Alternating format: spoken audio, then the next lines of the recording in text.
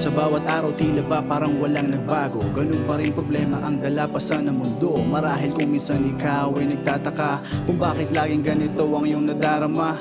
Madalas mag-isa, kausap ang sarili, nag-iisip ng paraan kung saan mananatili. Ang positibong enerhiya laging hanap-hanap, ika'y naglalakbay kung saan di mahagilap. Pagod na ang utak, gusto na ng pahinga, takot na magmahal ang puso mong naging tanga.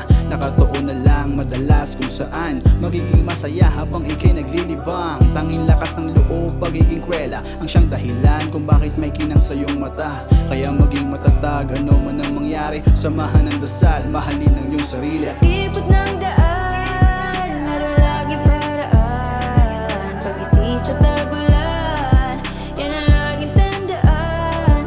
Panatiling masaya, isang tabi ang problema.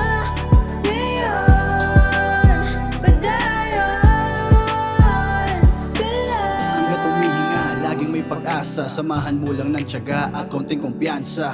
Tulungan ng sarili, baguhin ang sistema, hindi na dapat makinig sa kung ano ang nega. Kaya palayain ang iyong kaisipan, ikaw lang din ang siyang gagawa ng paraan. Huwag kang panghihinaan, huwag kang matakot, humakbang ng baitang kung saan iikot ang mundo mo. Sadyang may lungkot at saya, pero mas piliin mo kung saan ka liligaya.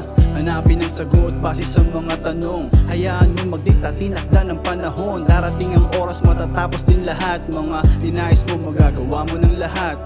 Takit sa kalye, ingat ka palagi hanggang sa dulo, huwag kalimutan ngumiti. Sa ikot ng daan,